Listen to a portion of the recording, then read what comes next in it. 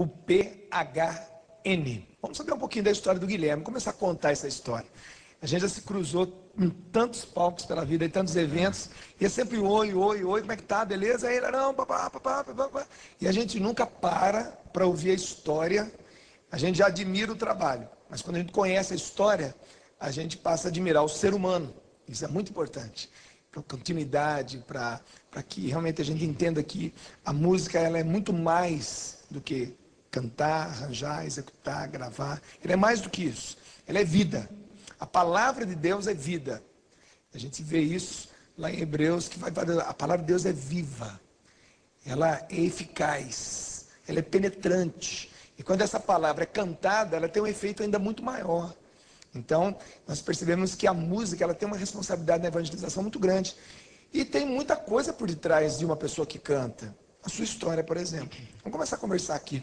Eu estava lendo ali o seu release, que deu 2 páginas inteiras, 3 páginas inteiras, e eu já conheço a sua história, né? De ter ali lido, mas bacana quando a gente começa a conversar. Eu percebi ali que você foi levado a superar a ausência do pai. Sim. Vamos começar essa história. Como é que começou isso? Tá ok. Eu sou filho de mãe solteira, né? E eu sempre fui aquele menino que esperou um pai, sabe? Então, tipo, minha mãe chegava a dizer assim, quando ela saía, que era raramente que ela saía em casa, porque tinha eu para criar sozinha, né? Ela saía com as amigas dela e falava assim, mãe, já arranjou um pai para mim e tal, né? Você tinha quantos anos quando Eu perguntava tinha, isso? cara, eu já tinha 5 anos. E perguntava, mãe, já arrumou um pai pra mim? Perguntava, eu colocava óculos porque eu só tinha uma foto 3x4 do meu pai. Então eu colocava óculos porque eu queria imitar ele. E então, por muito tempo de criança, eu esperei a figura de um pai, né? E minha mãe sempre ralou muito, batalhou muito. E acabou que eu fui morar com os meus avós uma época, né? E eu vou contar a história do meu avô, porque meu avô foi o pai que eu tive nessa terra. E a figura paterna Ele que você... é a figura, sem dúvida. Tanto, o nome dele é Nelson, tanto que é o nome que está nos 3 CDs que eu gravei com Rosa, que eu sempre dedico para ele. Bom, vou contar a história dele, tá? Ele montou uma aviação em Limeira, que é a aviação limeirense, ele e o irmão dele, né? E essa aviação, por sinal, hoje ela é uma aviação de muito sucesso, uma aviação de ponta. E certo dia o irmão dele fez um contrato falso e ele assinou, vendeu a parte dele mais barato, muito mais barato, por mixaria, né?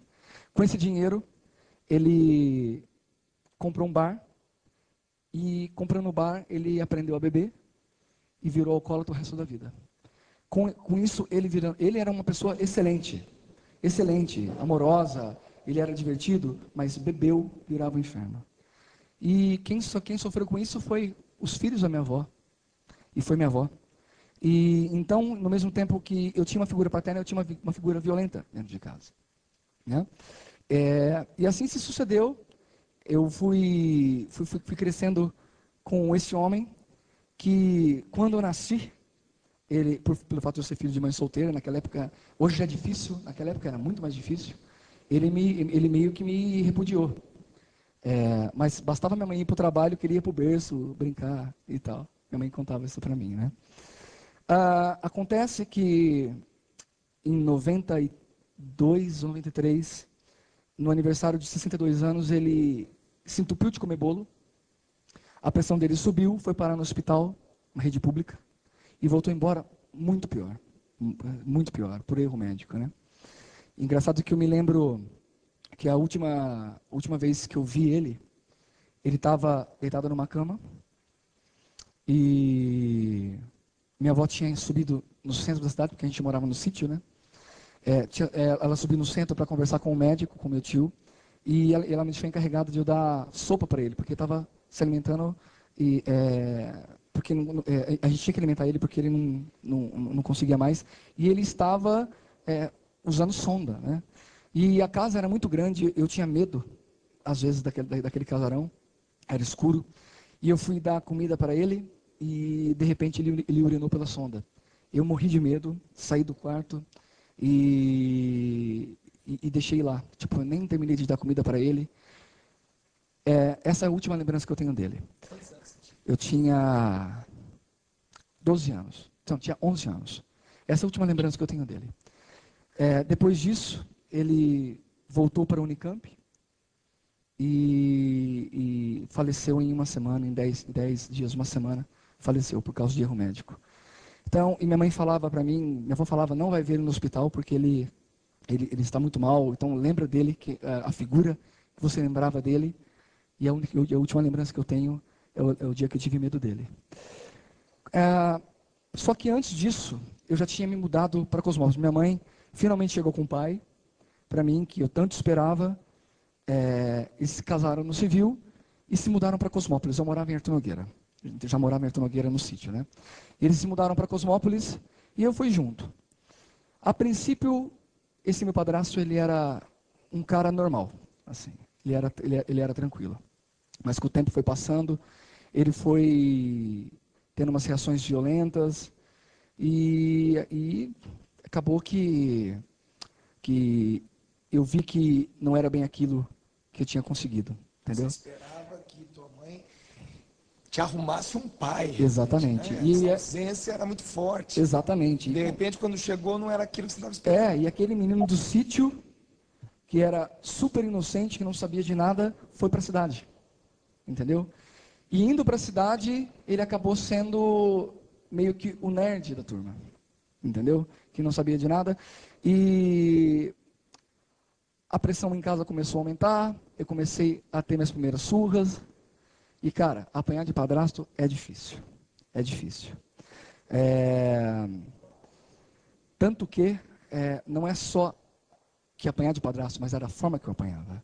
Ele me fazia eu deitar de bruços, tirar a calça, e ele mandava ver cintada na perna e ele mandava contar. E não era menos que 30 cintadas, era cerca de 30, 40 cintadas. Então, 1, pá, conta, 2, pá, 3, conta, pá. E eu fui crescendo nesse meio.